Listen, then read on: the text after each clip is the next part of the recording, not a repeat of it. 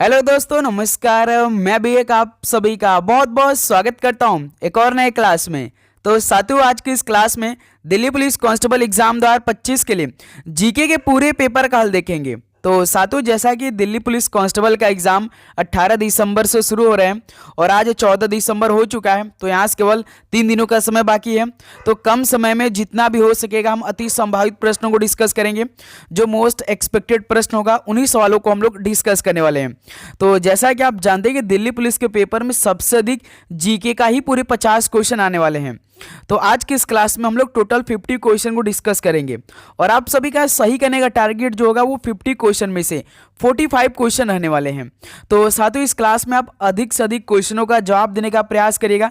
इससे आपको मालूम ये चलेगा कि आपकी तैयारी किस लेवल की है। प्लस इस बार जो एसएससी आपकी दिल्ली पुलिस एग्जाम करवाने वाली है वो कुछ नए सवाल आपसे पूछेगी। जब से आपका नई वेंडर एडीक्यूटी आई है, आपने देखा होगा कि जीके में कुछ नए सवाल पूछे जा रहे हैं एसएससी की तरफ से। तो दिल्ली पुलिस के पेपर में तो अधिकतर नए नए सवाल आपको देखने को मिलेगा, क्योंकि भाई 50 क्वेश्चन में से मान के चलिए कम से कम 15 से 20 सवाल आपको नए लेवल के देखने को मिलेगा। तो आज की इस क्लास में हम लोग उन्हीं प्रश्नों को डिस्कस करने वाले हैं। ओके, तो अपने शिफ्ट से पहले इन सभी प्रश्नों को जरूर से जरूर तैयार करिएगा। और एक काम, आपका कब एग्जाम होने वाला हमें कमेंट करके जरूर बता दीजिएगा, क्योंकि आपके लिए हमें क्लास उसी तरह प्रोवाइड करना है। इसलिए अपना एग्जाम डेट हमें कमेंट सेक्शन में जरूर बता दीजिएगा। ओके, तो चलिए दोस्त, बिना टाइम वेस्ट करते हुए आज की इस क्लास को कंप्लीट देखते हैं। यहाँ से जीके का पूरा पेपर को हल करते हैं। ओके, और लास्ट में अपना स्कोर भी करिएगा, क्योंकि 50 क्वेश्चन 50 नंबर की क्लास रहने वाली है। ओके, तो चलिए आज का पहला प्रश्न हल करते हैं। ध्यान से एक एक क्वेश्चन को तैयार करेंगे।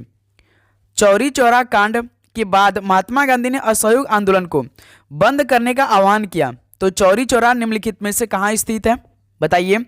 चौरी चौरा कांड के बाद महात्मा गांधी ने असहयोग आंदोलन को बंद करने का आह्वान किया था। तो चौरी चौरा ये कहाँ स्थित है, किस शहर में स्थित है? तो ये गोरखपुर में स्थित है। यानी पहले का बी ऑप्शन बिल्कुल राइट आंसर हो जाएंगे। चलिए अगला सवाल कॉल करिएगा। क्वेश्चन नंबर सेकेंड, 2011 की जनगणना के अनुसार निम्नलिखित में से कौन सा राज्य सबसे कम आबादी वाला राज्य है? 2011 की जनगणना के अनुसार कौन सा राज्य सबसे कम आबादी वाला राज्य है? तो अरुणाचल प्रदेश है। ऑप्शन है आज से बिल्कुल राइट आंसर हो जाएंगे।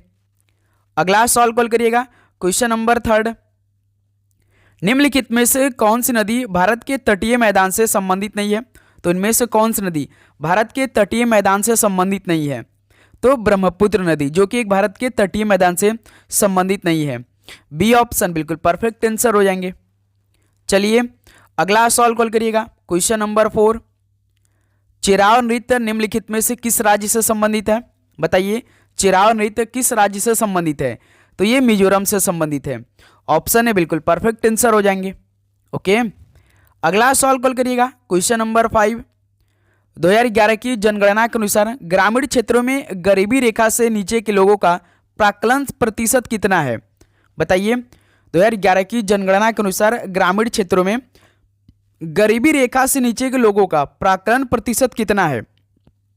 तो 25.70% है। ऑप्शन से बिल्कुल राइट आंसर हो जाएंगे।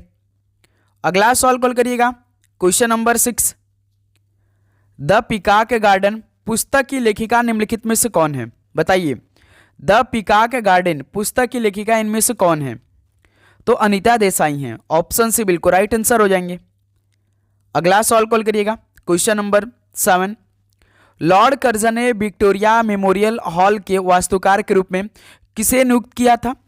लॉर्ड कर्जन ने विक्टोरिया मेमोरियल हॉल के वास्तुकार के रूप में किसे नियुक्त किया था?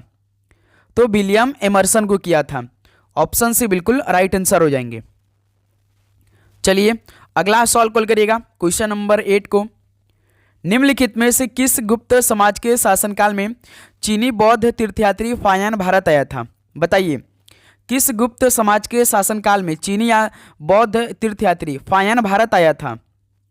तो चंद्रगुप्त मौर्य के समय आया था। बी ऑप्शन बिल्कुल परफेक्ट आंसर हो जाएंगे।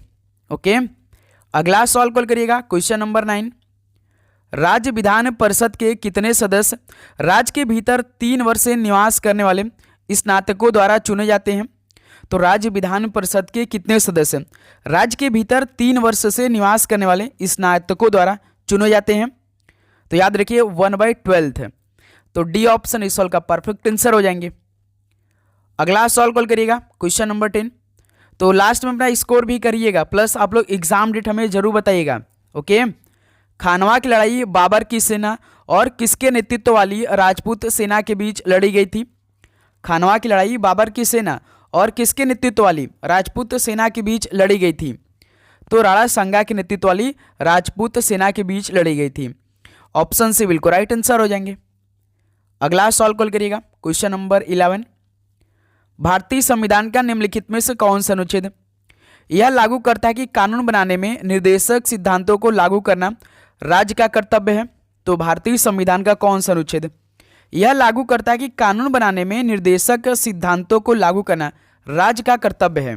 तो यह अनुच्छेद 37 में है। ऑप्शन है बिल्कुल राइट आंसर हो जाएंगे।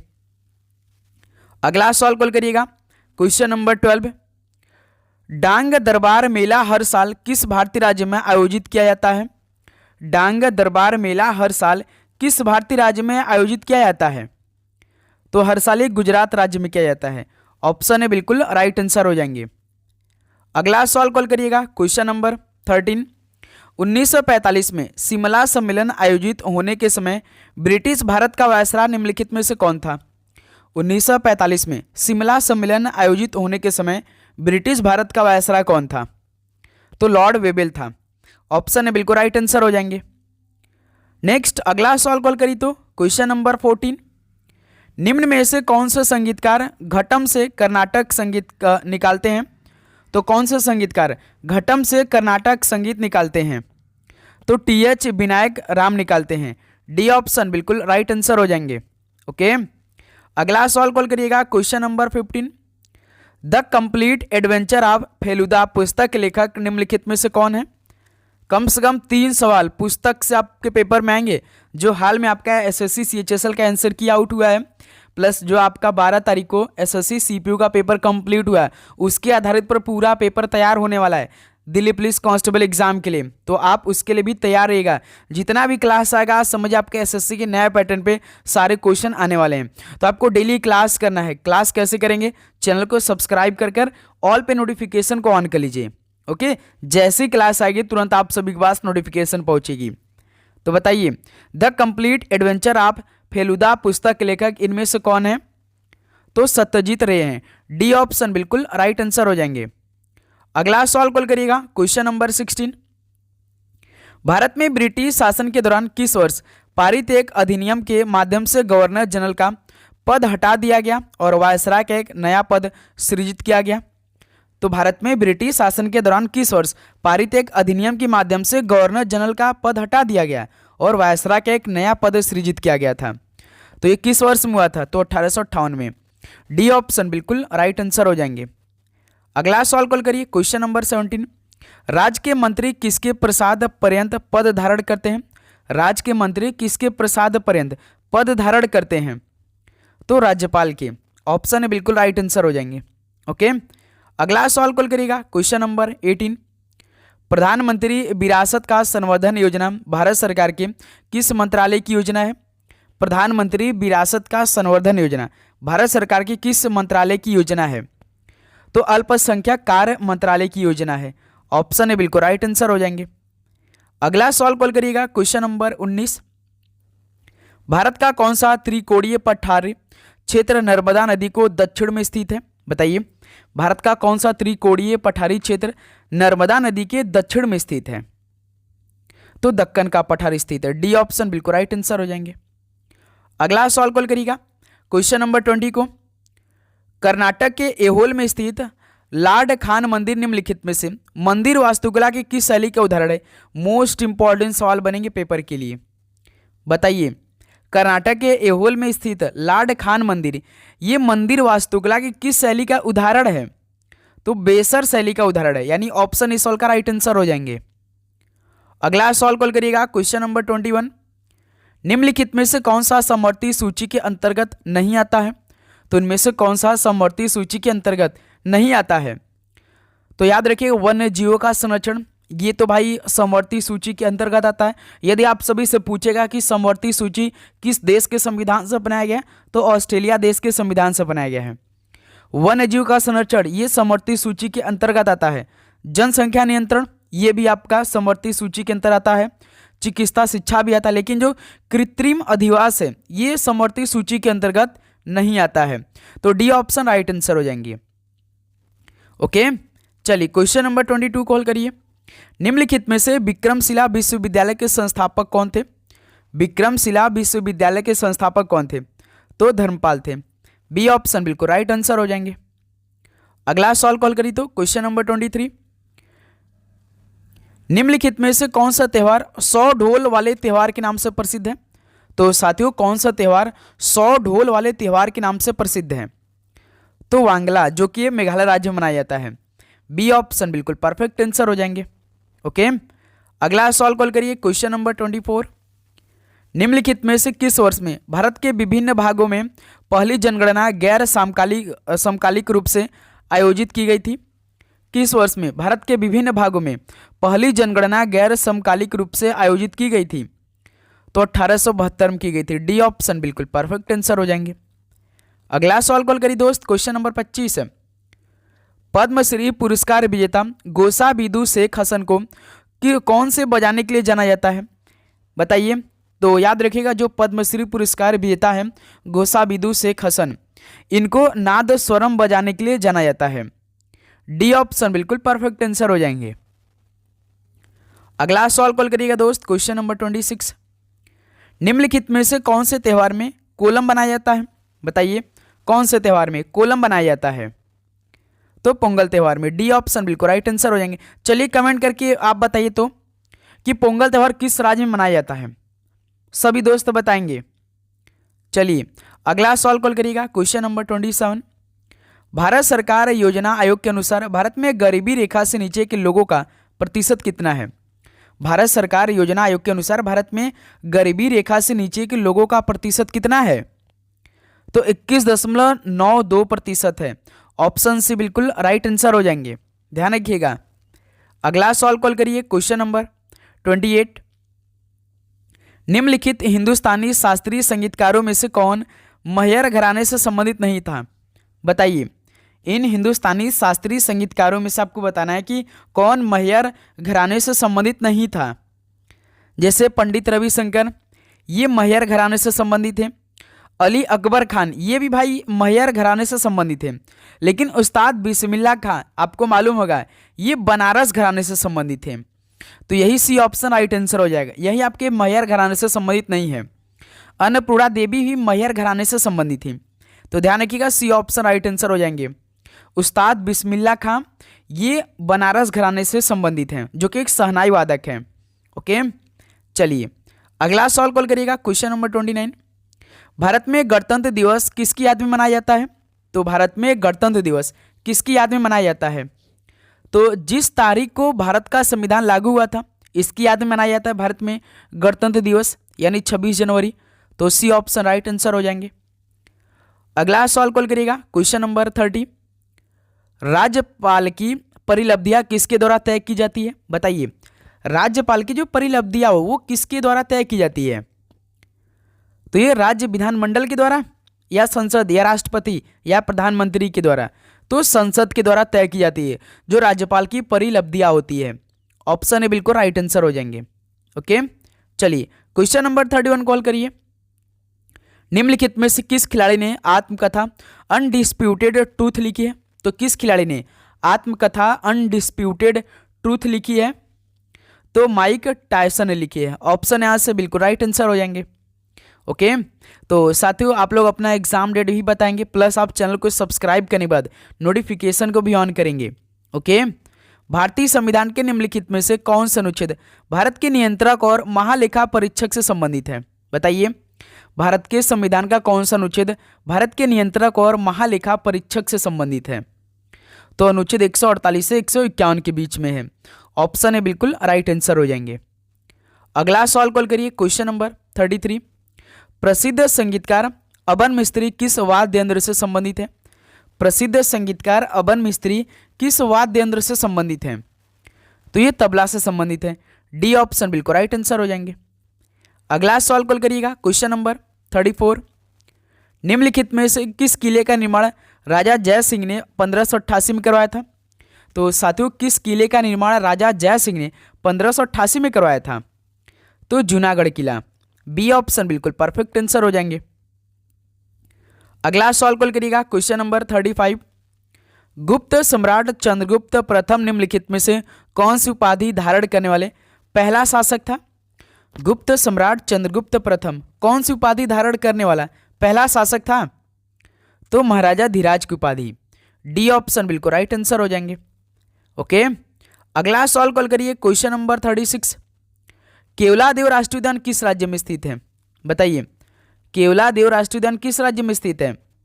तो ये काफी फेमस उद्यान है जो कि राजस्थान का। डी ऑप्शन बिल्कुल राइट आंसर हो जाएंगे। क्वेश्चन नंबर 37 कॉल करिए, डैश संघ कार्यकारिणी का हिस्सा नहीं होता या होते हैं तो कौन? बताइए, इनमें से कौन संघ कार्यकारिणी का हिस्सा नहीं होते हैं? तो ध्यान रखिएगा, भारत का जो सर्वोच्च न्यायालय होते हैं वो संघ कार्यकारिणी का हिस्सा नहीं होते हैं। ऑप्शन से बिल्कुल राइट आंसर हो जाएंगे। ओके, क्वेश्चन नंबर 38 को हल करिए। निम्नलिखित में से किस क्रिकेटर ने 281 एंड बियॉन्ड नामक पुस्तक का सहलेखन किया है? तो किस क्रिकेटर ने 281 एंड बियॉन्ड नामक पुस्तक का सहलेखन किया है? तो बीवीएस लक्ष्मण ने किया है। ऑप्शन यहां से बिल्कुल राइट आंसर हो जाएंगे। ओके, चलिए क्वेश्चन नंबर 39 को हल करिए। हड़प्पा के अन्नागार में अनाज की मड़ाई के लिए कैसी ईंट के चबूतरों की पंक्तियां थी? बताइए, हड़प्पा के अन्नागार में अनाज की मड़ाई के लिए किस प्रकार की जो ईंटें थी वो चबूतरों की पंक्तियां थी?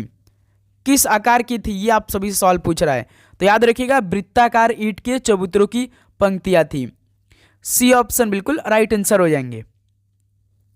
चलिए अगला सवाल कॉल करिएगा, क्वेश्चन नंबर 40। 2011 की जनगणना के अनुसार अनुसूचित जनजाति जनसंख्या के लिए साक्षरता दर कितना प्रतिशत है?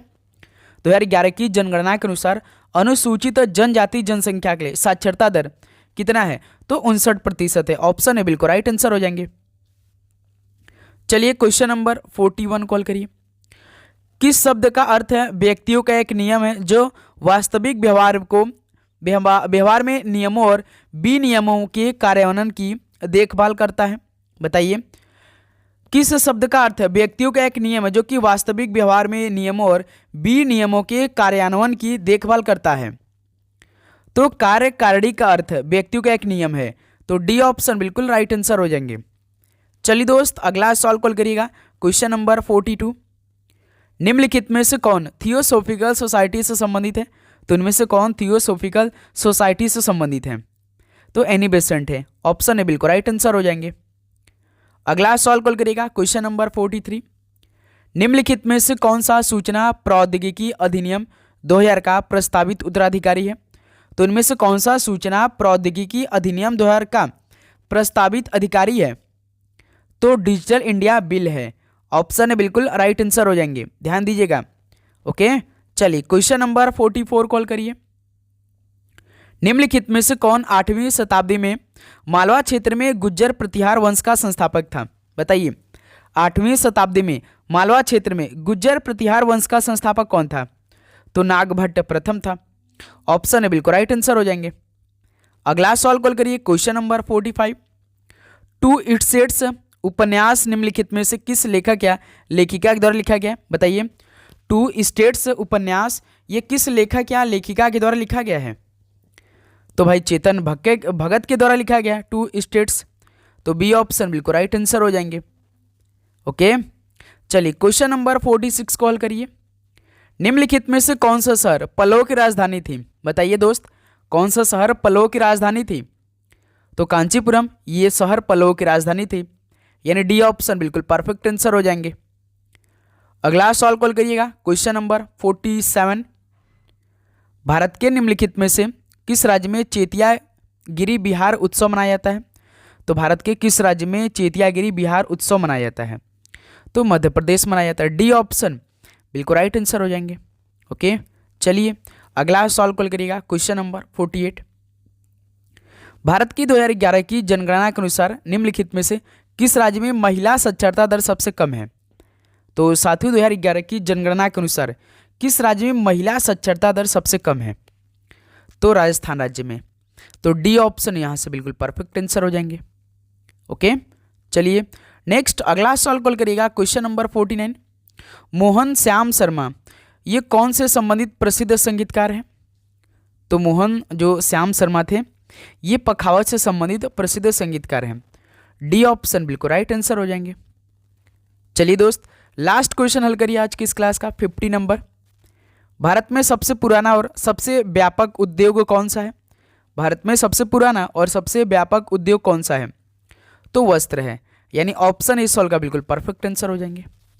तो साथियों फाइनली ये 50 क्वेश्चन कंप्लीट हो चुका है। तो बताइए आप सभी का 50 क्वेश्चन में से कितना स्कोर रहा? तो उम्मीद करूंगा आपको हर एक क्वेश्चन काफ़ी शानदार तरीके से समझ में आए होंगे। और यहाँ से भाई देखिए, जैसे आपके पेपर के लिए हमने सारे सवाल को कंप्लीट कराया है उसी तरह आपको सारे क्वेश्चन को तैयार करना है, क्योंकि इसी लेवल के प्रश्न आपके पेपर में आएंगे। ओके, एक बात आप सभी से कहेंगे कि आप लोग अपना एग्ज़ाम डेट हमें ज़रूर बताइएगा। ओके, क्योंकि आपके लिए हमें मालूम हो जाएगा कि 18 दिसंबर जो पेपर शुरू हो रहा है उसमें किस तरह से जीके, कंप्यूटर, मैथ और रीजनिंग के सवाल पूछेंगे, तो उसी का पूरा पेपर का सलूशन करवाना है। तो आप लोग इसलिए अपना एग्ज़ाम डेट हमें जरूर क्लियर करिएगा।